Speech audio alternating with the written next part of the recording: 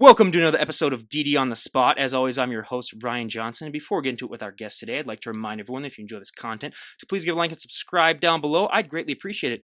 We have Clare Lester on the podcast. She's coming to us all the way from Australia, which you will be able to tell within, 2 seconds of her talking. But yeah, she's on here to just share her health and fitness journey and just discuss all things health and fitness. She's one of the older guests. I'm not going to mention age because I just want to just point out to everyone that it's, I've always made it known that I am a sucker for the older guests and their journeys. But yeah, she just got done with the show a week ago. That's why she's looking like that. If she was looking like that in her off season, I'd have some serious questions for her, like what are you doing? But yeah, Claire, thank you so much for coming on. My absolute pleasure. Thrilled. Never going to ask what the weather's like when it comes to an Australian because it will just depress me. So we'll just skip over that. But first thing, why don't you just give us your backstory on what inspired and motivated you and how you got to where you're at right now? Mm. Well, I was always into fitness, but I was a runner. I used to run everywhere. Loved running. Used to compete in all the long distance, running sports. And then one day I sort of hurt my shins and went to the physio and he said, you need to build your calves up to support your shins. And okay. My husband was already into the gym, so I went along with him and started to train. I thought, this is pretty good fun. And just kept training and fluffing around really and training with my husband and having a good old time and still running. And then as I got older, I thought, I'd like to do a couple of these challenges, body changing challenges. And I did those and I enjoyed that. And then as I got older, heading towards my 60th year, I thought, you know what, I did a personal training course myself, but then I thought, I reckon I can push my body. I reckon that's very Australian, isn't it? I think I can push my body much more, even at close to 60. I think I can get more out of my body. I think I can do better. So I enlisted a personal trainer through a friend that I knew that had done some competitions in his late 50s, and we did really well with this trainer, a female trainer. So I went along to her and had a chat to her, and I really liked her. And I thought, well, let's have a go. So I said, I just want to push my body as hard as I can. I want to see what I can do with it at this age. And after a couple of months, she said to me, you need to compete. And I said, no, you're mad. You are mad in the head, woman. And she said, no, really, you need to compete. And I said, well, how about you get me to where I think I'm capable of standing on that stage next to those beautiful women, and I'll have a crack.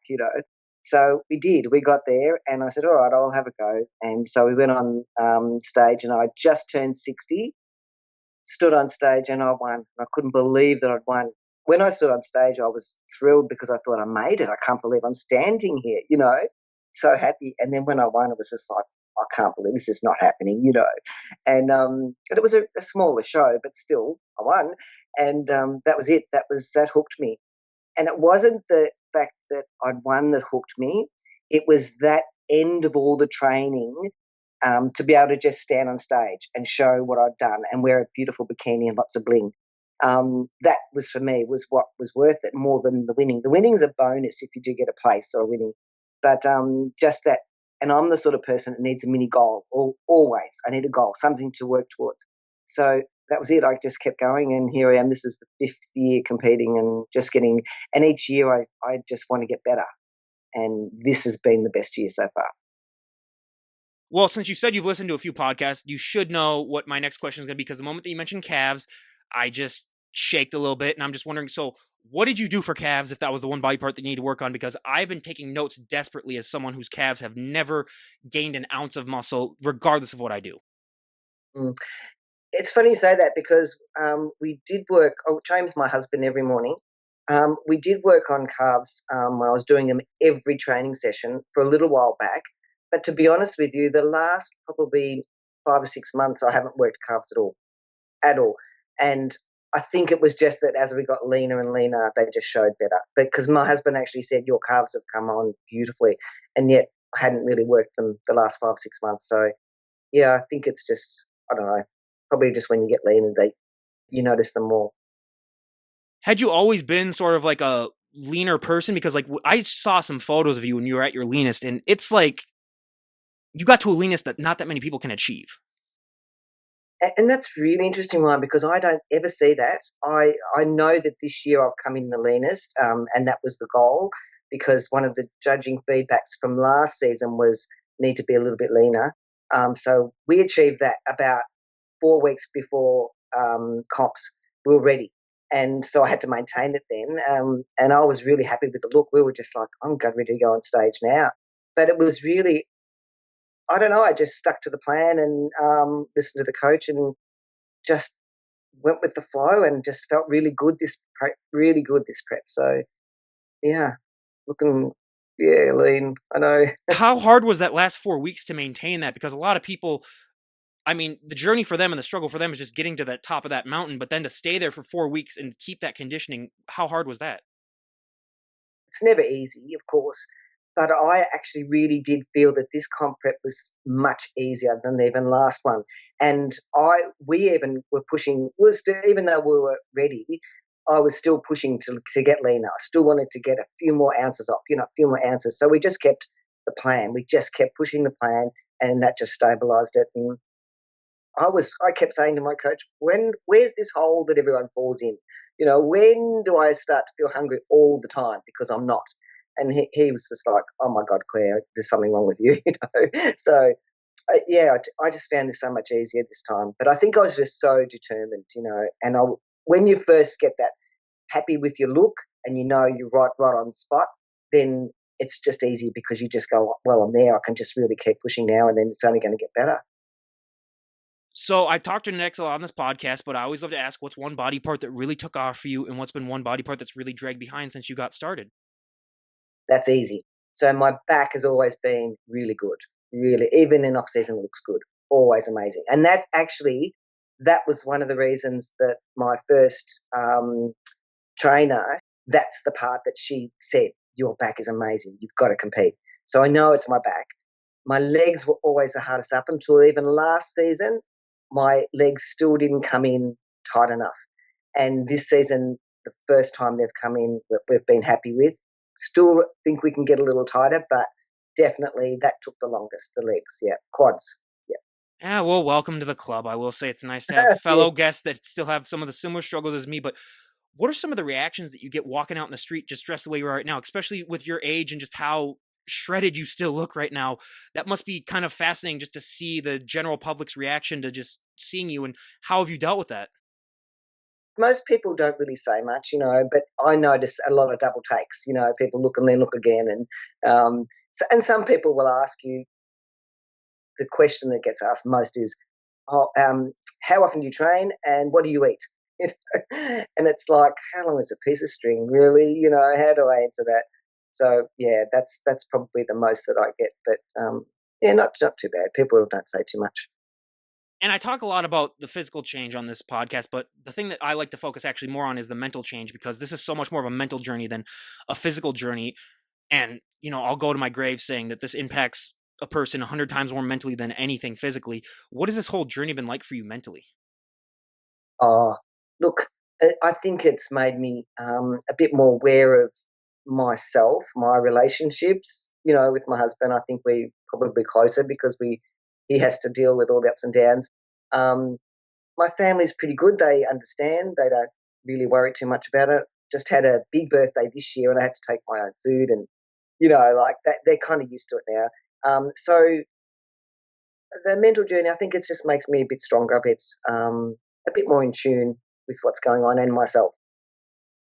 So, as someone who is 29 myself, so I'm a little less than half your age, what would be one thing that you would have wished you would have given yourself advice wise when it comes to weight training in your late 20s that you could have, if you could have given yourself advice? Probably not to be afraid to eat. It's just what you eat. You know, that's the main thing. I still see it today even with my children, the way they eat. They're either scared to eat carbs, or they just don't want to eat at all, or they just don't understand. And sometimes I'll ask, but I just let them go because I don't want to push on anything that they don't want to know about. But yeah, that's the one thing. If I knew how to eat better, oh wow, the yeah, could be anywhere now. Last life, happy with where I've achieved. Yeah. And when it comes down to choosing what division you were in, was there any thought into it, or did you just say, "Hey, this division looks like"? What was the process like of figuring out what division worked best for you? Yeah, that really was that first PT that I had. She chose figure, and it was a right decision because, to be honest, watching there really would have only been maybe bikini. Um, physique would have been too big. I would have had to put on too much muscle. And at my age, it's really not that achievable. I have to be realist. Bikini, no way could I do bikini because I just think there's so much in that, as in the on-stage You presence. need to have that personality too. It's like something that I've always Oh, told people, like you have to be born with that persona. You yeah, can't just learn that. yeah, and I'd much prefer to be in the gym lifting the weights than to be practicing those lovely moves on stage. So, yeah, but I think I'm well suited to figure. Yeah. And how long was that first prep? Was it longer or shorter than the ones you've done now? Because I've talked to some people where they take almost like half a year, and I've talked to other people where they take like 2 months. No, I think with my PT, we did about a 16 to 20 week prep, um, which is interesting because this one, the coach that I've got now, we've done actually a 24-week prep because we started at 20 weeks, but then we extended, we did the extra shows. So we actually kept, going for 24 weeks. So, but 5 years ago, um, that coach was great. But she was a PT. So she wasn't really a prep coach, but she did her job and she got me where, we needed to go to start with. But yeah, here we are with a different coach and different approach, but 20 weeks. And I'll probably do between 16 and 20 next season because I think we know where we're at now. Well, and the posing aspect is something that's not talked about nearly as much as it should be, but it's one of the hardest things that competitors go through. And what has been your experience like with posing? Yeah, look, I've had posing coaches. This year I did not have a posing coach, but I did have already had the understanding, but just posed every single day, even whether I wanted to or not, even if it was just 5 minutes. Cardio days I would do more because I didn't have the training. Um, but yeah, definitely got to pose every day. And I think next year in hindsight, I will get a coach again just for a one off, just to sort of brush up on little techniques, just getting that little bit of an edge, I suppose. Because yeah, posing is just you think you've got it down pat, you get on that stage and they'll change the posing routine or I'll ask you to do a different pose out of order and you just like, whoops. So it can throw you a little bit, but even though I think I know it off by heart. Exactly. And it's something that you can never perfect too. Like it's always got to be a little I, maintained and fine tuned. And that's the thing about it that I think a lot of people just don't understand. But when it comes to figure posing, the pose that I always hear is the hardest for so many people is that front lat spread because just being able to flare those lats, some people it's taken them years. How long did it take for you to discover that? Because I know you said your back took off really nice, but that doesn't necessarily mean that it makes a pose easier. that would be my nemesis. I just really struggle with that. The best way for me to feel it is after I've done lat pull downs or something so that I can gauge the lats and then I can do the posing.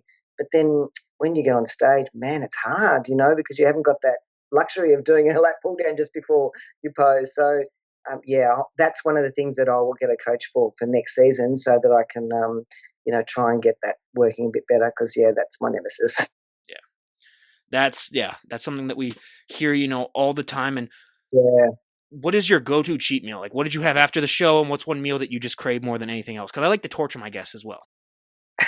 That is so funny because everyone wants to know that and everyone thinks it's donuts and cake. And no, I make my cheat meal with me to the show, take it with me so that I've got it after I come off stage. And it's always something like yogurt with protein powder and nuts in it or something that I haven't been able to have. I'm not a big cookie fan. I don't need that stuff. I need the things that I really enjoy that I couldn't have during prep. And that's like yogurt mixed with protein powder and some nuts on top, the best. That's what I'll have when I come off stage. And then or I'll make my own protein brownies and I'll take a couple of those. But other than that, don't worry, I'm just back on track the next day. Talking to a true sociopath here, then. Good God, if that's hey, but again, at least you're not eating salad because I've talked to too many guests where they say salad after that, and you're just like, I know. what is wrong with you? Who hurt There's the you? fun in that. Yeah, exact. I mean, you put it, perfectly yourself, but just this whole journey and seeing yourself go through all these changes, what has that been like? Because so many people, especially when they're in the thick of things and they don't really realize the change and the impact that they've made. But you obviously, I mean, if you were to look at your before pictures to now, what is that like for you to just see how much your body has changed over the years? Ryan, it is just amazing because I think we've got this thing in our head where we think when we get to our 60s, life's over. You sit on the couch and you knit or you play with your grandkids and you do nothing. You know, it's not about that. It's about being healthy. And I've been fortunate in where I work that I've been able to have a couple of body scans through this comp prep, and my bone density has increased incredibly. My health has increased incredibly. So if I was not allowed to um, get on show again or compete again on stage, I would continue to train the way I do, because the way it makes me feel health in my mental health and the way I feel physically is just amazing. I feel like I'm 40. I don't have any medication. I don't have a little bit of arthritis. That's the way it is. But my body just feels incredible. And even through comp prep, and I just think if anyone's going to do anything to make themselves feel better, pick up a few weights. It doesn't have to be extreme like us, but do it. It's so good for you. And I just feel so incredible. And I just want to get that message out. And that's really one of the reasons why I post a lot of stuff, because I want other women my age to think, they think they can't do it. Oh, I can't get lean like you because I've got this problem and that problem. Well, I had problems. You can do it if you just want to. You just got to do it. So yeah, that's for me been just incredible. Well, yeah, and the poster child right here. I mean, her physique looks like she's in her 20s, and other than that, she looks like she's in her 40s. So if there isn't, a bigger poster for working out, then I really don't know what is. But let's be honest as well. Once you get into this lifestyle, you're never going to be good enough. You're never going to be big Yeah, enough. No matter what, like I've said this a million times, but I just love the fact that I love it, and I, feel bad about it too, that like I've talked to some of the most in shape people on the planet, but they still, feel that body dysmorphia that everybody has, and probably even to a more extreme extent. But what has that been like, and how has it been throughout your journey, sort of grasping that, and has it gotten easier to accept the fact that you're never going to really achieve, everything that you want to see, because it's just going to be like, I just want more and more and more, and has that gotten easier? Um, that's the fun part for me though, Ryan. I'm already, before I even got off stage, looking at the other girls, I'm thinking, right, next season I'm going to work harder on my lats. I'm already thinking about it, and it's not a chore. It's a tool to motivate me, and it's like, because I know I can do it. That's the one thing that surprised me, that you can change your body in your 60s. It can be done. You can still grow. I didn't think you could. I thought your muscle doesn't grow up when you get it. Does. So I'm so excited to get, and actually this week's been the toughest for me, because I've had to keep the coach, keep your weights light, take it easy this week, have a rest. That's hard, because I just want to get out there and smash it. So I'm just excited to get out there and start growing again. I want to just try and eat a bit more and grow a bit more and see how we go next season. And that's just the goal, just to get that little bit bigger, a little bit leaner next year. So that was the feedback that you got, is that your lats need more work? I haven't had the feedback Oh, yet. okay. I'm still waiting on that. So, but we can see that. We know that to get that, because my waist isn't so tiny like the younger girls. And remember that I have to stand on stage next to girls that are 25 years younger than me. So the judges don't know that, because it's over 50s, right? So they just compare you with those girls. They don't know how old you are. So for me, I can't get the waist much smaller like them. So the goal is to get the lats bigger and the legs a bit bigger, so that the X factor's there. So yeah. I think there should be a thing where, like, even like a program where they just like list your age or something like that. Because like if you are with someone who's almost 20 years younger than you, it's really hard to judge that. I'm sorry that, like, I've always, since I'm 6'3" myself, so I've always had that thing sort similar with like the taller guests, where it's like if you're 6 feet tall saying it's someone who's 5 feet tall, it's really hard to judge someone based on that, because it's just a totally different, physique. But Yeah. just, yeah, this is, one of these days I'm gonna have to, just have a judge on and just ask him like what's going on with that. And we're gonna have to, get down, to the bottom of that. But in Australia, I mean, things were really shut down a lot with the pandemic, and I've heard, some stories about how bad it got there. How did you sort of still maintain a physique during that time period? Because I always thought things were bad here in the US, but then I looked at some of the lockdowns in Australia and I was like, there's no way I'd be able to even maintain my sanity, let alone my physique. No, it was really bad, and my husband and I had yearly memberships at a gym. So because we couldn't go, we'd had a few little bits and pieces at home that we trained with. So we trained at home, and then a lot of the gyms closed. They actually closed. They were selling off their equipment. So fortunately for us, we've got quite a big garage, right? So we started buying up equipment hundreds of dollars worth of equipment, thousands of dollars worth of equipment, And and everything was converted our priced garage. super high, at least here too. It was like they were getting like three Well, times the value of it. Yeah. yeah, the gym equipment wasn't because they had to offload, but the things like dumbbells were.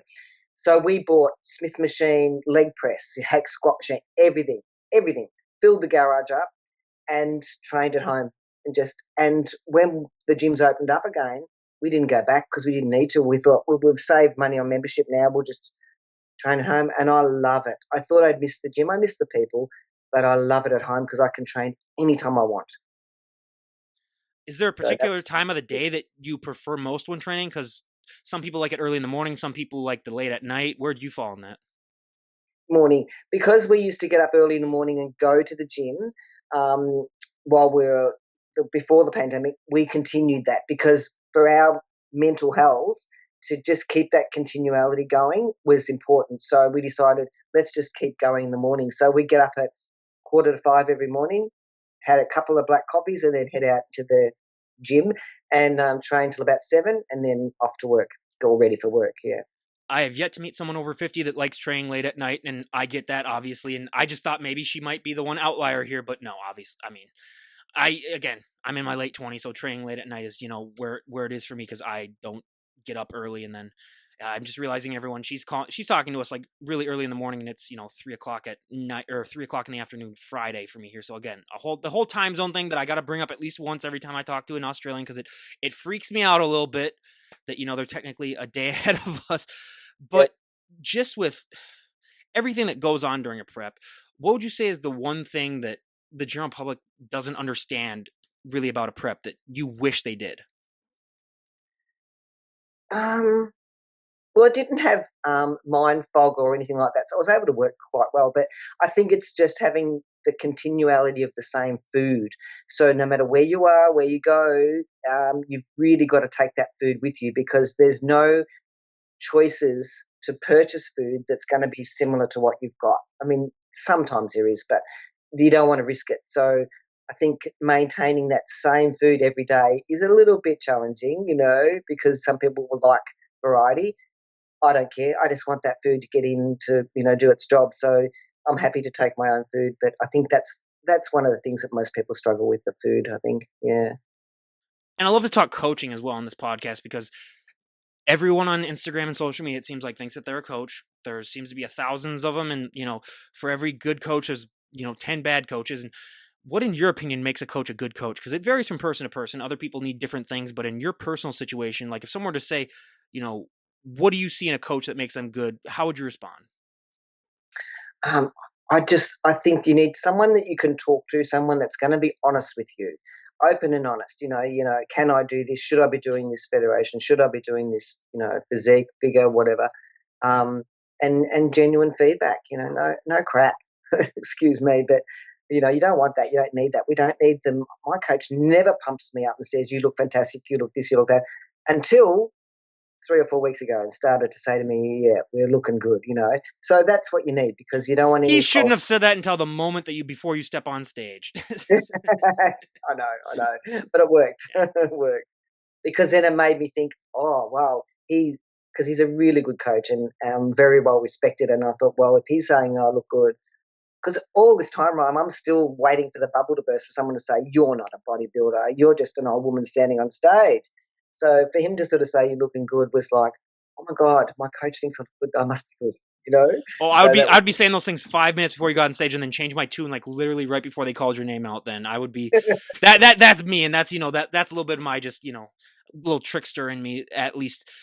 With that, but when you're walking on that stage and finally being able to show off all that hard work that you've worked months upon months on, what is that moment like for you? it's amazing. It's just elation because you know that your coach is in front of you in the crowd and your husband is there, whether you've got other family there or not, doesn't matter. And you just, this is me. This is what I've worked for all year. I'm just going to lap this up for as long as I can on stage and then I'm done. So it's elation. I think because of in my head, after all these years of, thinking women think terrible things about themselves, they're too fat, they're too this, too old, too wrinkly, whatever. I'm thinking, well, girls, I'm 25 years older than you. I'm standing right next to you, and I deserve to be here. Hi. And so that's really really good, really. I couldn't have thought of a better, feeling to have before I stepped on stage, especially with that, that whole age gap, and just with everything that entails with even the younger competitors. And then there's a whole different thing with the older competitors of what they have to do to, get ready for that stage. That's what makes it even more impressive for me. And that's why I tend to, favor the older guests as well, just because they just have to, in my opinion, put on so much more and do so much more than the younger guests to really step on that stage. But there have been, so many different things happening in this bodybuilding world for, since forever really, or since probably like the 40s and 50s when it started. But when you were younger, did you have any recognition about the sport of bodybuilding? Did you have any knowledge about it, or was it until later in life that you finally found out about it? Because I'd always like tuned on to ESPN, and every once in a while there might be like a show. Like this was like when I was really young, so like the early 2000s, there might be something like that on. But were you ever exposed to it at all, years before you competed, or was when you decided to do it, was that like your first real exposure to the sport? Um, Only a little bit because my husband was at the gym, so you'd see a little bit magazines or books or whatever, and you think, oh, gee, those girls look pretty good. But I never really thought I'd be doing that. No, not at all. Not until I encountered someone that had competed, and thought, gee, okay, that's interesting. Yeah, that's the funny thing, is that with most of these stories that from guests I've talked to, it really does just take that one person saying, "Hey, have you competed? Do you want to compete?" And then it just, you know, everything just falls in place after that. But Yeah. if someone were to walk up to you and say, "Claire, we made a decision. You could change one thing about the sport of bodybuilding, and everyone would go along with it," what would be one thing that you'd like to see changed? I think the cost, Ryan, the cost. It's and not so much for the competitors. I mean, yes, that's costly, but that going into it. But if I want to invite I've got grandchildren now as well.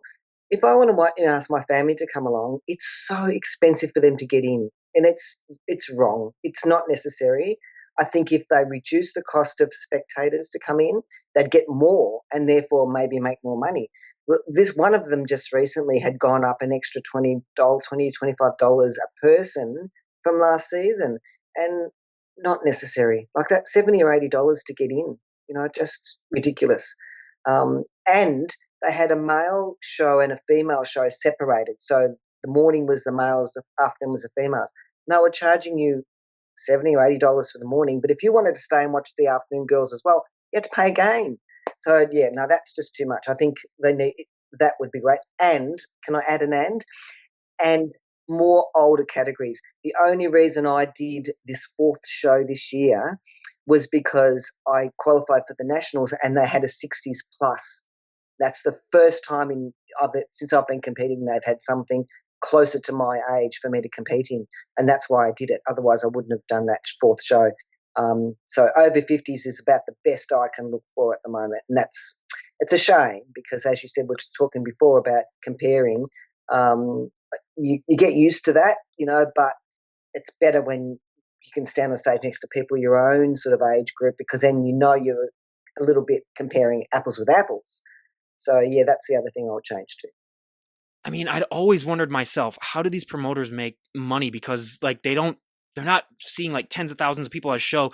And then when I went to my first show and I realized the ticket prices, I learned very, very quickly how these promoters make that money then. So yeah, I would lower those ticket prices as well. Because my first show that I ever went to, there was a famous comedian that also performed at that venue. It was at a casino, and the comedian was cheaper than the bodybuilding show. And he was a well-known comedian too. So that's when I was just kind of like, oh, that's, Crazy. yeah, yeah. So that's definitely one thing. And yeah, older categories as well, because yeah, honestly, yeah, that's a whole different tangent that would take us, 3 hours to talk about. And, that's, again, I've always wondered why they don't do that more myself. And, still, to this day, but we got to talk, because this whole time, when there's a proper lighting, like just the veins in your arm, what do you even do for arms? Because this is just absolutely ridiculous talking to you right now. Like, you're embarrassing me on my own podcast, just seeing the reflection on there and everything like that. So what do you do for arms? Because that's ridiculous. Nothing. I do try extensions and some bike curls. Not much for arms really, because I think they get hammered in back and chest and that anyway. So yeah. Another reason that life is not fair, people. You just have Uh, you have genetic freaks like her that come on and just make me just want to go and train for forever after this. But hey, that's another reason why I love having guests on, because they do motivate me myself in my own journey. But if someone were to also walk up to you and say, like, I really want to get in shape, I just don't know how, because that seems to be the big case around, the world now, is that a lot of people just don't have the tools to be able to do it. What would be the best piece of advice that you would give someone who just, walked up and said, hey, I really want to get in shape, I just don't know how? And a lot of people do ask me this, especially where I work. Um, and I would say the first thing you need to do is start diarising what you eat. Sit down for 1 or 2 days and write down every single thing you've put in your mouth. Then get one of the free apps that there are many of and work out how many calories that is. And then just start to reduce them a little bit, day to day, just a little bit. Don't go nuts. And you'll see, you'll be shocked when you write down what you've eaten, because you'll think, I didn't really eat that. That one biscuit, that two biscuit, made 5 biscuits for the day. That's the killer. That's what you need to do. And you'll be shocked and you'll start to be motivated and then work from there. Couldn't have said it better myself. And in what ways also has bodybuilding helped you out in other areas of your life? Because I've made this comment also a million times, that if you can step on stage and compete, you can really do anything, at least, mentally wise. So how have you transferred maybe some skills that you made from bodybuilding into other aspects of your life? Yeah, prioritizing. Prioritizing, you know, what's really important and what's not. Like I used to obsess about having the house clean and tidy, like clean, clean, clean, tidy.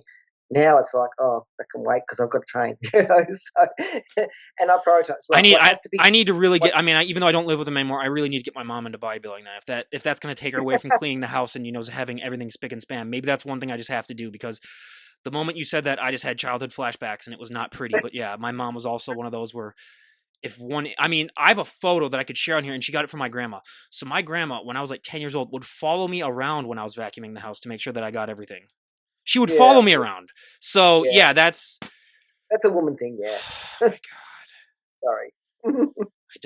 I hate, and we even have a photo of it because people didn't believe me. And then we were looking through old photo albums, and there's actually a photo of her doing it. And I was like, see, I wasn't lying, everyone. And then everyone had a Yeah. good laugh. And I was like, yeah, so, but that's good that you were able to, do that, because yeah, it does definitely put priorities, and, time wise, it really makes people so much more type A. I think I've rarely met a type B bodybuilder, and that is kind of like a unicorn that I'm trying to, get Mm, someone who's like that, because I'm a little bit more type B myself. But one of the things that isn't talked about really that much too is sleep. And that is one thing that, geez, it is one of the biggest things, probably the biggest thing actually, when it comes to recovery for sure, but like just the biggest thing, especially in a prep. And a lot of people struggle with that. Do you struggle at all with sleep, or are you one of those rare people where it's just, you just hit the pillow and you're out? no, Ryan, I struggled a lot, like really massive. And it's only been the last 2 nights. So here we are, nearly a week after comp. And the last 2 nights, last night I had the best sleep I've had for a long time, high bags. But sleep has been dreadful for me. Really struggled, really struggled. Tried lots of things like the herbal teas, and I've got a really good female GP, and she understands what I'm doing, and she prescribed me some of the melatonin, from the chemist, and that didn't really work that well either. And just really struggled with sleep. But that's part and parcel of it, I guess. Unfortunately, I've gotten to the point where if I don't take melatonin, I might sleep 2 hours maximum. So you're talking about eye bags. Remember, I'm half your age and I have worse eye bags than you. So I don't want to hear any complaints about. But yeah, sleep has always been a struggle with me as well, just because I'm a little bit more hyper. If you couldn't tell from just talking to me for as little as we've talked, immediately with a lot of people within about 5 seconds they sort of understand that. But I hate cardio more than life itself. Cardio to Uh, me, I mean, and when I say cardio, I mean actual running. I can go on walks. I'm totally fine with that. And I know you had a little bit more of a history in it, but did being a competitor change your position on cardio at all, or is it still the same as it was? Different cardio. So I haven't run again for years. So what I do is I've got a spin bike now. So I had the spin bike, skipping. I love skipping, so I incorporate that into it. And we've got a treadmill. So if I can't get out in the street and walk, I will walk on the treadmill. But that's it for cardio for me. Not much really. Again, one of the luckier guests. I've talked to some people where it's like they gotta do almost like 2 hours a day, and then there's other Oh guests no. where it's interesting. And what is the current scene of bodybuilding like in Australia? Because I've talked to plenty of Australian guests, and the thing that I've found so fascinating about Australia is that first of all, it's hard to travel to other parts of the world just because of the distance it is. And they sort of have their own bodybuilding federation kind of because it is so isolated. And obviously, you probably haven't competed in the States or anything like that or that much abroad, I don't think. But what do you think are some improvements that you think Australian bodybuilding could do in order to? Because I have heard people. Obviously, there's not that many pro shows as I've heard, but what other things do you think that they could do to help improve? Um, for the competitors themselves, do you think? Yeah. You mean? Yeah. Um, well, we've already covered it. I think it's just the age Okay. categories. The shows are pretty good. They're pretty close. Like I don't have to travel too far. An hour tops. They're spread out a little bit. There's about 4 or 5 different federations here that you can sort of look at and move around a bit. Pretty easy. The shows are pretty good. I mean, there's no problem with the shows. Some of them are run a little bit better than others, but I think it's more the cost and the age category that we talked about before that could be improved a lot. Yeah. Yeah. And I mean, probably the biggest one I heard is just that there's not that many pro shows from a lot of people that are, on the pros. But when we do have you on in a year, and I'd love to have you back on and sort of give us an update on what you've been up to. What are some goals that you have for next year for competitions? Bigger, Ryan. That's all I can say is bigger because I've had such a good prep this season. Um, I just love. I can't wait for the next season. But to be honest with you, this is I think the growing season is harder than the prep. I'm already struggling trying to get extra food in. I'm struggling. So I know it's early days and it'll get better, but I just want to grow. I want to grow. So even if it's a little bit, I don't want to get massive, like, well, I'm not going to. So, but just an improvement. I mean, that's all I aim for each year is an improvement on whatever. And so I already got my sights set on my back and my quads. So we'll see how we go. Well, you mentioned that this prep was such a good prep. What made this prep better than other preps? What do you think was the main cause? Yeah, I don't know, Ryan. I think I got in condition a bit earlier, and it really just spurred me because I just felt that the sleep was bad, but the hunger wasn't there, and I expected it to be a lot worse as I got leaner and leaner. So that was really interesting for us, both me, my husband, and my coach, to sort of follow. So yeah, I think I'm looking forward to next year to see how much that changes and how quickly we can get into shape. Well, and you mentioned that you didn't struggle that much with prep brain. And I just got to ask how, because for as lean as you were, I would have assumed that like you wouldn't have been able to even think really at all.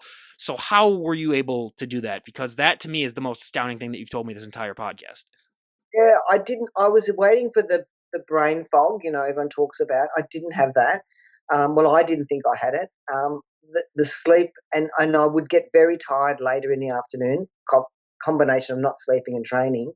And I would get very hungry early in the morning. But I'd wake up at 3 in the morning and think, "Oh, I'm starving. I need to get up." And I'd sort of lay in bed and wait another hour or so, and then I'd get up and have my pre-workout coffees, and I'd be fine. I'd be fine because I know the next meal's coming, and then then at work you don't notice because you're working, and then the next meal, oh, it's time to eat. So I really only had a few times where I was sort of hungry, but I never got that ravenous hungry that I thought I was going to get. So don't know. Maybe it's as I get older, my hormones are changing. Who knows? I hope it's just God playing a cruel trick on you, and one of these days it's going to finally catch up to you. But again, I've talked to some people where, it hasn't yet. But when you're looking at your workout program, what is one exercise that if you see on it, you get really excited and you're like, okay, this is going to be awesome? And then what's that one exercise that if you look at it and you're just like, this is going to be a horrible day? Yeah. Look, the hack squats, I haven't had them in for a while because during prep we pulled them out because it was just too taxing on me. Um, so that'll come back in, and yeah, they're a little bit challenging, but I still I'm the sort of person that'll get out there and think, oh, okay, I've got this today. That's okay. Once I start, I'm off and racing. I'm loving it. So I really don't have anything that I hate. I do like back exercises at the moment. I think that's because it's in my head that I want to grow. So there's nothing really that I really dislike. So I'll just do them. If I have to do it, I'll do it. Yeah. Full stop. That was exactly me too, where like I would procrastinate a little bit, but then the moment that I first did that first rep of anything or take that first step in, then it's go time where it's up until that moment, it might be differently, but once you start, then yeah, it's a whole completely different mind change. So yeah, I agree with that. That is absolutely with me too. And yeah, and obviously just with everything that's happened in your journey and all the stuff that goes on behind the scenes when it just also comes to the sport of bodybuilding as well. Because I asked you what's one thing about prep that you think people don't understand that you wish they did, but when it comes to the sport of bodybuilding, what do you think is one thing that the general public just doesn't understand that you wish that they did? They think that if you pick up a weight, you're going to end up looking like Arnie, female or not. I am waiting for someone to have that happen to them so I can pay my entire life savings to them and have them train me then. Yeah. Yeah. No, they think women shouldn't be lifting weights because you get too much like a man. Well, there you go. Mhm. Yeah, absolutely. That's the one that I've heard of all the time. And luckily it has been getting a little bit better, but still, it still suffers to this day. But social media is also a huge thing in this lifestyle because Yeah. everyone, posts about a lot of things in their life. And when it comes to the competitive side, though, I've always found it interesting how you can check on people that you might know or you're going to be competing against, and you can see what their progress is before even. Whereas back, like 20, 30 years ago, you'd have to wait to go to the show to see how everyone was looking unless you were like in the same gym with them. Has that ever been a struggle for you to not be comparing yourself to other people? Because I only ask that because I would definitely be that person who did it. Yeah, look, I don't check on Instagram, Facebook because often a lot of people don't post stuff too. So, and you never know on the day, who's going to turn up. So I don't really worry too much about that because, as I said, from very day one when I first competed, it was always against women that were so much younger. So good for me, really, because I already had that mindset from day one that, okay, this is what's going to be. You're going to be opposing and standing against girls much younger than you. Deal with it. You just have to deal with it. It's not going to change. So that was good, really, in a way, because now it doesn't matter who I stand on stage against because I'm so used to it. And I just think, well, whoever's going to win, it's up to the judges, not up to me anyway. So they might pick someone, that we might not think is worthy, but they do, and that's all that counts. So, as I said, always go in with the mindset that if I place, it's a bonus.